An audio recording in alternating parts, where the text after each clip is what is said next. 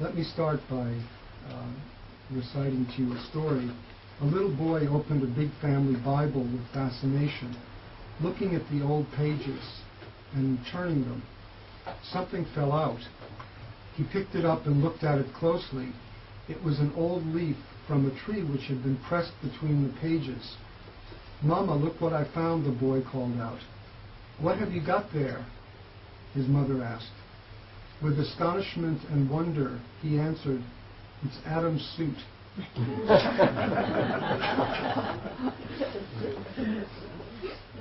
Let us begin today's discussion. I've come here to talk about the situation in which the Arab Christians are living.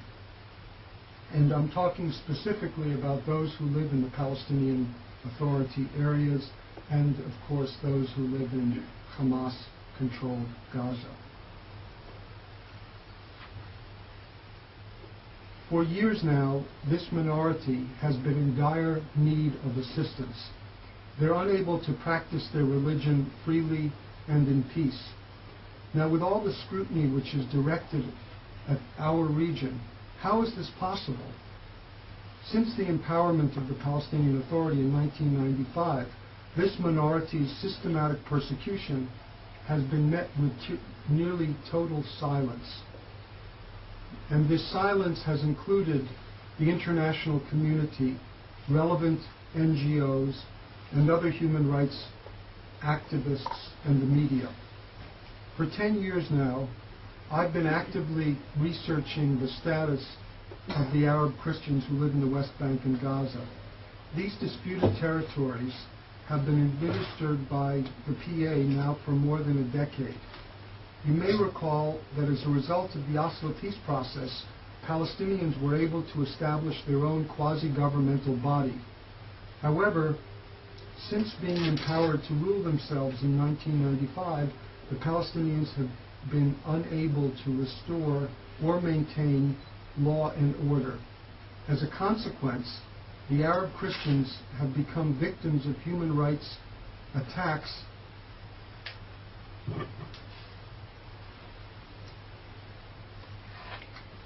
For example, in February 2006, an explosive device blew off the doors of the Bible Society in Gaza. The attackers then burned the building and moved down the street to the nearby Greek Orthodox Church, which they shot up. Over this 9-year period, my research assistants and I have interviewed scores of Christian victims. Many of those interviewed were too terrified to tell their stories. In an effort to reassure them, I promised to conceal their real names, professions, and places of residence. Of course, I'm also going to honor the same pledge of anonymity in my lecture this morning.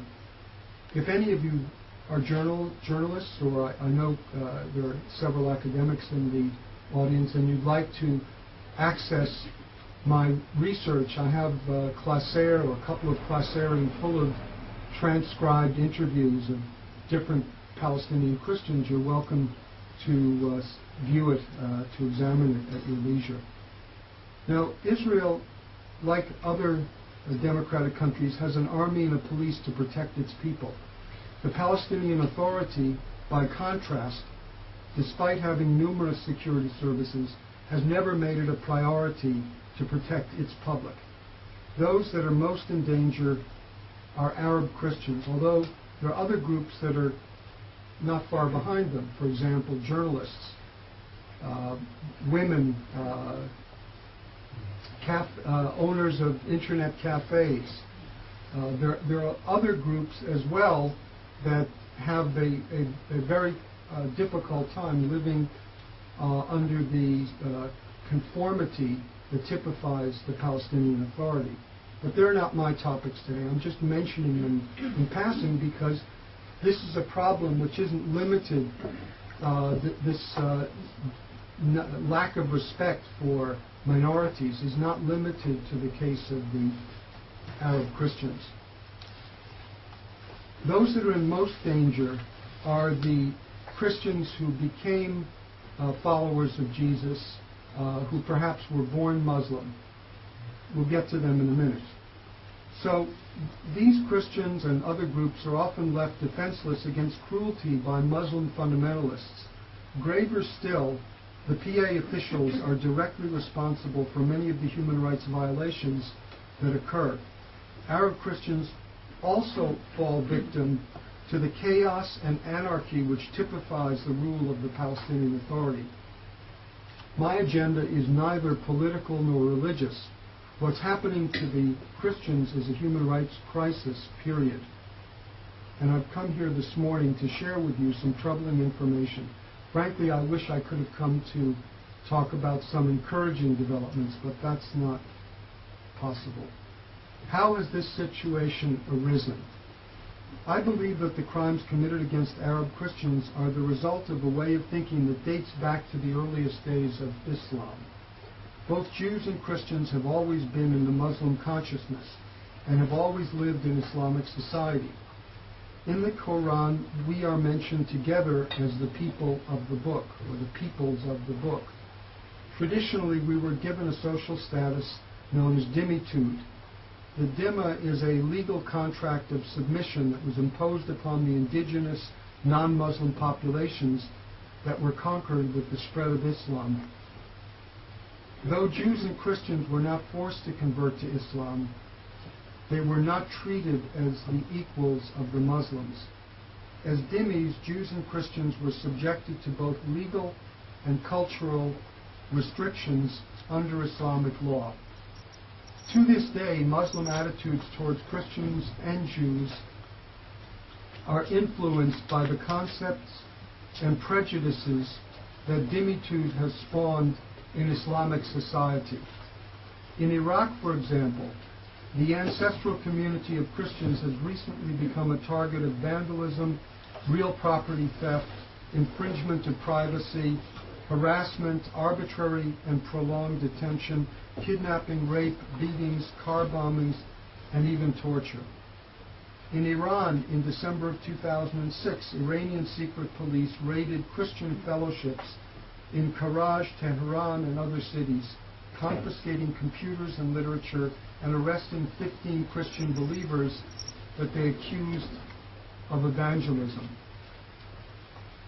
and of actions against the national security of Iran. Many have since been released after forfeiting money, job permits, and even deeds to their houses as bail. Reportedly, new governmental directives will soon place the church even more squarely under the thumb of the Iranian intelligence ministry and security forces. Indeed, crimes committed against Christians in Iran, Iraq, and other Muslim states are similar to the sufferings of the Arab Christians in the West Bank and Gaza. Just last year, a member of the Bethlehem City Council and local Hamas leader, his name is Hassan el-Masalmem, advocated implementing a discriminatory tax on non-Muslim residents, known as al-Jizya. This tax, required by the Quran for all dhimmis or non-Muslims, legalizes a second-class status on these residents. He said candidly, quote, "We in Hamas intend to implement this tax someday. We say it openly. We welcome everyone to Palestine, but only if they agree to live under our rules." Close quote. And looking at the West Bank and Gaza, Muslim extremist groups like Hamas and Islamic Jihad have built a culture of hatred upon the age-old foundations of Islamic society. The Palestinian Authority itself has adopted Islamic law into its draft constitution. In such an environment, Arab Christians have found themselves the victims of prejudice and hate crimes. Thousands and tens of thousands have left their ancestral homes and emigrated to North America, Central America, South America, Europe, and Australia. Palestinian Christian leaders themselves, one such example I will discuss shortly, those who should be protecting their followers are instead forced to abandon them to the forces of radical Islam. What is happening to the Arab Christian community today in the West Bank and Gaza? The majority of the Christians living in the PA are Greek Catholic Orthodox. There are also Lutherans, Roman Catholics, Anglicans, Syriacs, Armenians, Copts, Maronites, Ethiopian Orthodox Christians, as well as other denominations. The Christian population has always been concentrated in and around the cities of Jerusalem, Bethlehem, and Ramallah. Since the empowerment of the Palestinian Authority, the demographics of these areas have changed drastically. Bethlehem is a prime example of the phenomenon. Estimates show a sharp demographic Christian-Muslim shift. The Christian population went from a 60% majority in 1990 to approximately a 40% minority in the year 2000. Today, the population of Arab Christians in Bethlehem is hovering under 20% of the city's total population. And it's estimated that over 1,000 Christians have been emigrating from the Bethlehem area each year over the past 7 years. Currently, there are only 10,000 to 13,000 Christians remaining in the city. In my opinion, even these estimates are not accurate. I think that the Christian population in Bethlehem is well below 15%. The truth is that neither the Christian leaders nor the Palestinian Authority want to reveal the accurate statistics. It is not in the interests of either to focus on the extent of the emigration. Now, why did this happen? After the PA gained control of Bethlehem in December 1995, the late chairman Yasser Arafat redistricted the municipal boundaries of the city. Arafat's motivation for the change was to ensure a Muslim majority in elections to be held in Bethlehem. By doing this, an additional 30,000 Muslims and a few thousand Muslim Bedouins in adjacent areas were annexed. This, combined with a Muslim immigration from the nearby city of Hebron, dramatically transformed the demographic reality of the area. Arafat also defied tradition by appointing a Muslim governor of Bethlehem. The Bethlehem City Council, which by Palestinian law must have a Christian minority, has been taken over by Muslims. 8 out of 15 seats on the City Council are still reserved for Christians, but in the latest municipal elections of May 2005, a coalition with crucial support from the Muslims of Hamas emerged victorious. Hamas today holds 6 out of the 15 seats on the City Council, and their allies hold enough seats to create a majority under their coalition. I'm not surprised. The problems of Bethlehem are typical of other parts of the Middle East. The Lebanese Christian community faced similar problems during the 1980s. The assassinated Christian Prime Minister of Lebanon, Bashir Gemayel, summed up the situation by stating, quote, "A Christian, like a Jew, is not a full citizen and cannot exercise political rights in any of the countries which were once conquered by Islam." The Christian presence in Bethlehem has suffered the way that Gemayel feared for the Christians in Lebanon in the 1980s. In a society where Arab Christians have no voice and virtually no protection, it's no wonder that they have been leaving. Because of emigration, some of it dating back 2 generations, 60% of the Arab Christians who were originally from the West Bank and Gaza now live abroad. For example, tens of thousands live in Sydney, Berlin, Santiago, Detroit, and Toronto. The emigration of Arab Christians has therefore grown considerably over the last decade, and there does not seem to be any end in sight. The overall Christian population in the West Bank and Gaza combined has decreased to about 1.5%, which is to say that they're practically at the point of disappearing. Examples of human rights violations against the Christians deserve consideration because I believe, contrary to some of the claims that the departure of the Christians is on account of the security fence or on account of the Israeli occupation, I believe that there are other factors in play. And these 8 examples will give you insight into what those factors are. My first case involves an Armenian Christian, a jewelry store owner from Jerusalem. During a business trip to Gaza, he was taken into custody and extorted by the Palestinian police. He presented to the officers the necessary licenses and permits to sell his gold jewelry. At the police station, the Armenian was forced to hand over all of his money and gold jewelry and was subsequently beaten for more than 6 hours. After refusing the offer of the police to leave with half of his gold, he was beaten for another 2 hours right in the police station. His watch, his rings, half his gold jewelry, and $6,000 were taken from him before he was allowed to leave. The Armenian complained to the PA's Minister of Industry and Commerce. He was then told he had no recourse but to speak with Arafat. Further efforts were futile. As a Christian, he didn't have the necessary connections to get back what was stolen from him right in the police station. Nor were the perpetrators charged or punished. Indeed, PA officials and street thugs routinely extort Christian businessmen. And you can say there's like the iceberg effect, where of every individual case that you hear of, you can be quite confident that there are probably 6 or 7 or 10 cases that you don't hear of for reasons that become apparent in the course of the points that I'm making now. A second case.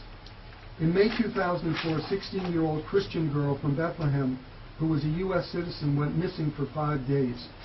She was kidnapped by a 23-year-old Muslim man. When her family lodged a complaint with the PA police, little was done to help them.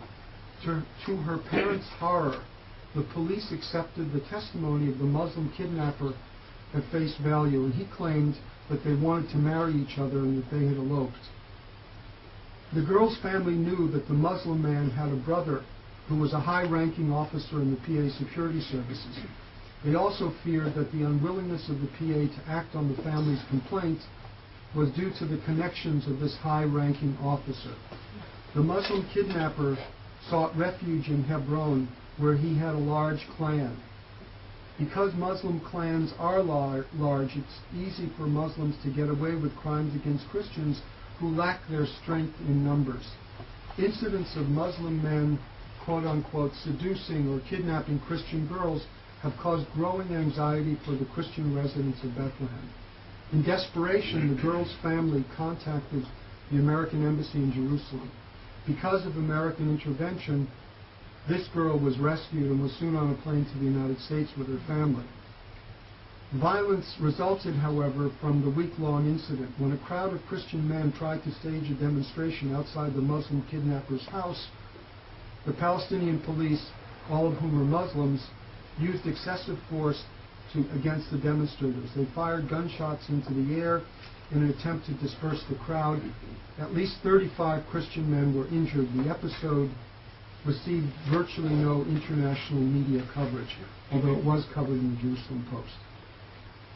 Arab Christian women have other fears as well. Let me tell you about a third case. A Muslim family appeared uninvited on the doorstep of a wealthy Christian family in the West Bank. They brought along a sheikh and demanded that the Christian family's daughter, known for her beauty, wed their son. The father of the Christian family asked for a 2-day reprieve to think things over. The Muslim family agreed, but apparently reconsidered. They reappeared uninvited at the doorstep the following day. The son was all dressed up for his wedding, accompanied by the sheikh and 15 Muslim men. Out of instinct to protect his family, the Christian girl's father opened fire on the Muslim entourage, killing 3 and wounding 10. The girl's family immediately abandoned their home and moved abroad. I want to give you cases 4 and 5, very recent cases. Some of them may ring a bell for you. These 2 cases concern Rami Khader and Isa Bajalia.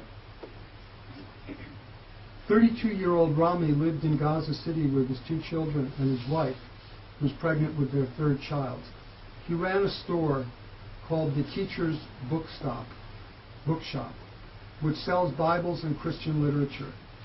He was also associated with the Christian group called the Palestinian Bible Society, who were devoted to promoting a Christian presence in the areas.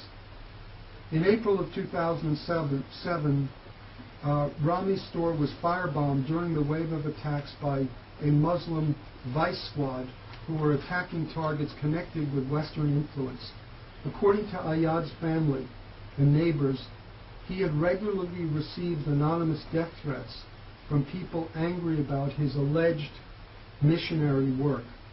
Rami was abducted on the first Saturday in October of 2007 after closing his store, and called his family to let them know he would be returning late in the evening. Rami's body was found early the next morning with visible signs of torture, including a gunshot wound to the head and numerous stab marks. Witnesses and security officials stated that they watched 3 armed men, 2 of them wearing masks, beat him repeatedly with clubs and with the butts of their guns, while accusing him of spreading Christianity in Gaza. The witnesses also said that after the 3 men beat him, they all shot him. Islamic leader Sheikh Abu Shakir asserted that while his group did not carry out this attack, that, quote, Christians engaging in missionary activity in Gaza would be dealt with severely, close quote. The next example I would like to present this morning involves a man that I've known for perhaps 10 years. His name is Isa Bajalia, and I recently had the opportunity to interview him again and to discuss with him his fears and concerns. He is a pastor who has served for 16 years in Ramallah. He's primarily involved in counseling and humanitarian efforts in the area. Over the past 2 months, Isa has been receiving threats to pay extortion money in the amount of $30,000. The men who threatened him have been placing daily pressure on him, as well and have demanded that he sign over a portion of his family's land into their names. These men told him, quote, if I didn't do what they want, they can get me no matter whether I was in the States or here. They said to me, quote, we'll break your arms and legs, close quote. They've said that they'll do to me what happened to Rami in Gaza.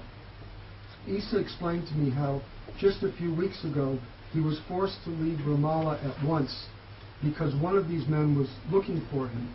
About 15 minutes after he left the city, the man showed up at his friend's house wearing a Tanzim uniform, a green uniform.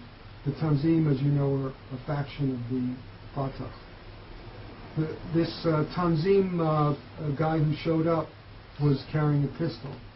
As a result of the hostile atmosphere towards Christians in the Palestinian-controlled territories, especially against Christian converts, Isa was compelled to take in a young man who was aged 22.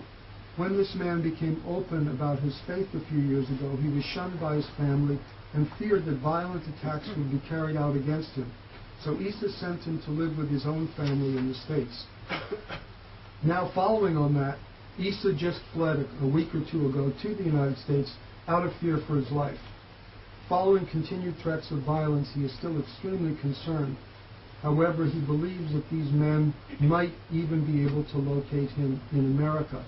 The Fatah security officials have continued to threaten Bajalia's Christian colleagues in Ramallah even after his forced flight to the United States. The rest of the cases that we will examine this morning are about Arabs who have converted from Islam to Christianity. Converts are harshly persecuted for changing their faith. One involves 2 brothers who I will call Saliba and Najib. Saliba, by the way, is the Arabic word for cross. They were both Christian converts from the northern West Bank. After simply taking part in a Christian prayer session with German tourists, Najib received a summons to appear before the Palestinian secret police. During questioning, he was accused of collaborating with Israeli and American intelligence. After his interrogation, the Palestinian police placed a cardboard sign on his back which read, quote, Najib the Christian, close quote. He was berated and told he should curse Jesus. Najib was released at the end of the day, but was told that from then on his life would be nothing but suffering. He fled when the Palestinian police came to his house that evening to bring him in for additional questioning. As a fugitive from the PA, Najib made contact with Israelis that he knew, who arranged for him to hide in a bomb shelter on a Jewish settlement. He ended up staying there for 3 years until he received religious asylum in Norway, where he lives today. But if you think Najib suffered terribly, you will reconsider when I tell you what happened to his brother, Saliba. Saliba spent 21 months in a PA prison from August 2000 to May 2002 after being arrested on fabricated charges. This includes 7 months in underground solitary confinement. I want you to listen to Saliba's testimony about his suffering in jail, which was run by the Palestinian Authority. Quote, "I was beaten with sticks. They stripped me naked and made me sit on bottles and on the legs of chairs which were turned upside down, and many, many other sadistic things which I am even ashamed to say. Many times they allowed lynch mobs like the El Aqsa Brigade into the jail, and they pulled out prisoners from their cells. They were taken out and shot on the spot. Their bodies dragged through the streets behind cars for all to see. The PA had scheduled Saliba for execution. However, before the sentence could be carried out, he, along with others, was liberated by the IDF." This is the cover of that book.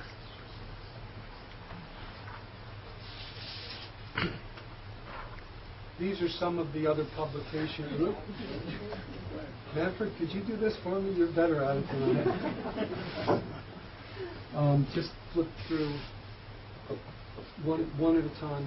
These are other publications on this subject. That one, I think that one just goes straight up. That was published by the Norwegian Ministry of Foreign Affairs. It was a reprint of this original article that was in the Michigan State Journal of International Law. And what else have we got here? This is published on the campus of Wellesley College, a Journal of Human Rights. There was another article that I don't have a slide of that was published in Malta at the Malta Law School. Oh, no, okay. That was the last slide that I showed you. This is the Journal of Human Rights, Wellesley College. This is the longest article. This is from the Oregon Journal of International Law. It's, if any of you are real masochists, it's 200 pages, and you're welcome to read it. This is a slide of the empty or virtually empty church of of the Nativity in Bethlehem, which is indicative of the departure of the Christians. And we don't actually need this because everybody here knows the geography, that Bethlehem and Ramallah are all very close to Jerusalem. So my eighth and final case involves another man, the first slide that we saw. For reasons that I will explain, I'm able to identify him by his real name, Ahmed al-Akhwal. He was married and a father of 8. He lived in the Askar refugee camp near the West Bank city of Nablus. The PA set out to make his life unbearable after he converted to Christianity. He was initially arrested on fabricated charges of gold theft. Anybody who'd ever been in this man's house would understand how absurd that was. Here was a man who lived with wife and 8 kids in a 2-room apartment with mattresses and furniture stacked high to the ceiling. And the idea of him being able to, or having stolen gold was farcical. The only gold in the entire family was one of his daughters had a very skinny necklace which had been given to her for her birthday by her grandfather, and Ahmed had kept the receipt from the shop where the necklace had been bought. Ahmed was arrested by the Palestinian Authority police and kept in a teeny cell. He was regularly left without food or water from days on end. The injuries sustained during his interrogation required lengthy hospitalization. I personally interviewed Ahmed in my office. He gave me photos of his injuries and also photocopies of his hospital reports. I could see, as he peeled his shirt back over his shoulders, I could see the remainders of cigarette burns on his upper back. He also suffered from extensive and serious burns on his buttocks and legs. A heated torture implement that was put into a fire and held with tongs was applied to different parts of his body. It reminded me of a medieval torture implement. After he was released from prison for the first time, Ahmed began to use his apartment as an informal church. He gave out booklets on Christianity and spoke to Palestinian Muslims about his new faith. This was all in spite of fear of harassment and persecution. Over a 7-year period, Palestinian security forces repeatedly arrested him and turned his home upside down looking for things. On occasion, they confiscated his Bibles and other religious books. He was in prison for various periods that totaled together more than a year. Promises were made to him that if he reverted back to Islam, he would be freed from prison and given a senior job in the PA with a big office. Not all of his suffering emanated directly from the Palestinian Authority. Ahmed owned a falafel stand. Going back to that first slide. Actually, oh, good.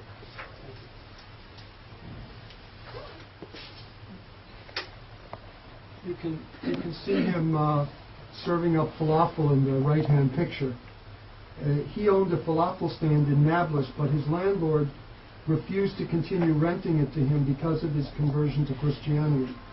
Ahmed then moved to Jerusalem to find work because he was being harassed so much. When he went back to visit his family in Oscar, he was beaten by a group of men whose faces were covered with keffiyehs. In addition, Palestinians affiliated with the PA security services torched his car. His residence was also firebombed. His years of suffering finally ended on January 21st, 2004. Ahmed was shot dead by masked gunmen who knocked on his front door. They call them ninjas because they wrap a keffiyeh around their faces with just a little slit for their eyes so they can't be identified. I dedicated my monograph to him as a courageous man who continued to practice his religion of choice even in the face of constant harassment and even death threats. His murderers have never been brought to justice. Now, these are only a few cases that typify what Arab Christians have persistently faced since the empowerment of the Palestinian Authority in 1995. Since the election of Hamas in 2006, religious tension in the West Bank and Gaza has only intensified. Hamas has enacted policies that are turning the PA into an Islamic theocracy, and the Christian religion and its followers are constantly discriminated against. They lose jobs, their land is taken, oftentimes by criminal gangs in cahoots with the PA Land Registration Office. Their churches are firebombed and shot up. The doors of Christian institutions have been blown open with explosives or set on fire. These are just typical events that have occurred. The cases that I've presented and many other similar incidents of intimidation, beatings, torture, kidnapping, forced marriage, sexual harassment. By the way, many Christian women living in the territories have taken to wearing conservative Muslims' garb because of fear of harassment. Extortion, these are all clearly human rights violations. Aside from my published scholarship on this subject, I've worked with a public relations firm in Washington, D.C. that I was put in touch with by the JCPA. I testified before congressional hearings of the Senate and the House of Representatives. My book has been placed on the desk of President George W. Bush. I'm attempting to bring this issue to wider attention, to a broader public. I've appealed to the President on behalf of Arab Christians. I've also appealed in other countries to political leaders. I would remind you that in his foreign policy pronunciations, President Bush has declared that he desires to remedy situations of this kind. The Bush Doctrine promotes freedom of worship. Arab Christians lack this. The Bush Doctrine promotes equal justice. Arab Christians lack this as well. The Bush Doctrine promotes ethnic and religious tolerance. The Arab Christians definitely do not have this. It is my hope that if these human rights issues are publicized, there will be more international pressure on Hamas and Fatah and Islamic Jihad. Religious tolerance is a fundamental human right for all people in every part of the world. It should be the responsibility of the Palestinian Authority to uphold this standard as well. Naturally, I would like to bring this issue to as wide an attention as possible, even here in Israel. I would be appreciative of anyone who might be able to write a review of my monograph. Any private individual who's interested in a copy may purchase one here at the JCPA. Those who are satisfied with a digital copy, they can download it from the internet free of charge. Thank you very much for having me here this morning. It was a pleasure, and I'm happy to take questions.